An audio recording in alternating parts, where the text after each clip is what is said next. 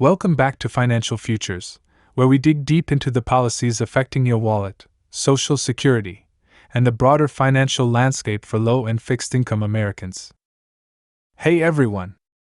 Today, we're diving into a topic that's been sparking major debates: the benefits immigrants receive versus what disabled and elderly Americans on Social Security are getting. It's a complicated issue that ties into immigration policy, Social Security structure, and ultimately how we prioritize financial support in the U.S.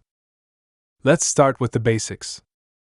Recently, New York City had a program giving out prepaid debit cards to migrant families, providing up to $350 a week for families with young kids. This was initially set up to help immigrants get settled, cover essentials, and buy culturally relevant food items while they tried to find their footing. But the program, which had a budget of millions of dollars, sparked controversy, especially as some American recipients on SSI or SSDI struggled to make ends meet. The question is, are these benefits reasonable, or does it create an imbalance? Especially when you think about the numbers, many people on Social Security Disability Insurance, or SSDI, receive around $1,542 a month on average, and those on SSI, which is often less, are seeing $600 to $943 a month. For many families, even those with American citizens, this is the only income coming in. So let's break it down. Should immigrants receive more upfront support when they first arrive? And if they do, what about our own citizens? Many disabled individuals or elderly folks living solely on SSI or SSDI have to stretch that income just to survive. They also face tight restrictions on how much they can earn or save, up to $85 per month before their benefits get cut.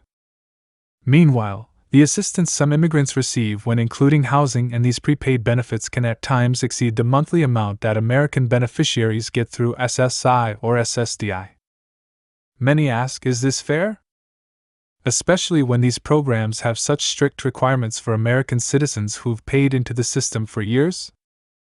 This raises a big question about economic balance. The U.S. certainly benefits from new immigrants, and they bring a lot to the table in terms of work, culture, and diversity. But how much support should they get initially?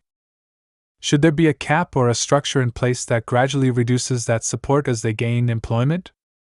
Some advocate for a tiered system, give immigrants more support in the beginning, with a gradual decline, encouraging them to find jobs and settle in. This could reduce the cost to taxpayers and potentially provide fairer balance with support for American-born beneficiaries. Now, here's an interesting update. New York City, one of the most immigrant-friendly cities, decided to end its prepaid debit card program. Councilwoman Vicky Palladino and Mayor Eric Adams explained that, while the program did benefit over 2,600 migrant families, they're now looking for other ways to allocate those funds. They cited food waste reduction and redirected funds as major reasons to end the program, highlighting that the initiative wasn't just about direct aid but also an experiment in local economy support. With over 200,000 migrants arriving since 2022, NYC saw costs rising quickly. This decision is part of a trend where cities are evaluating the cost and sustainability of long-term aid for migrants. Now, how does this affect Americans on Social Security?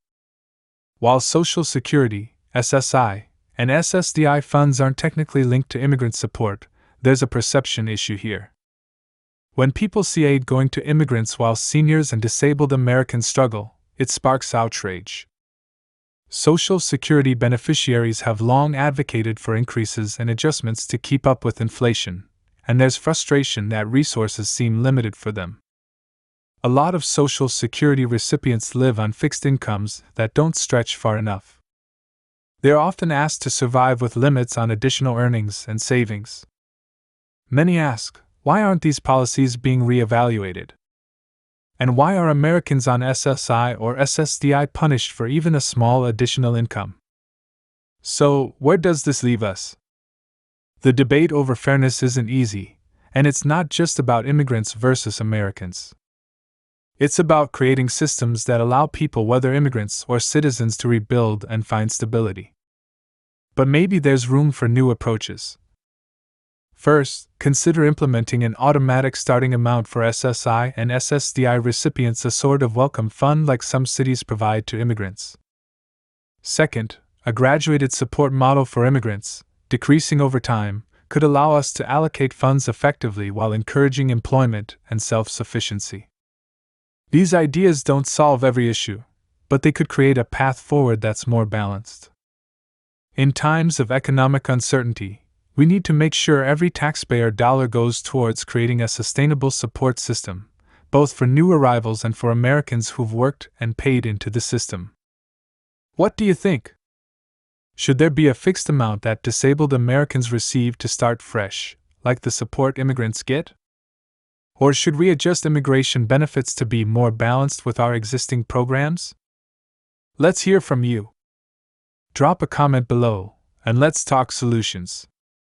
And don't forget to like, subscribe, and share Financial Futures with your friends who care about these important issues.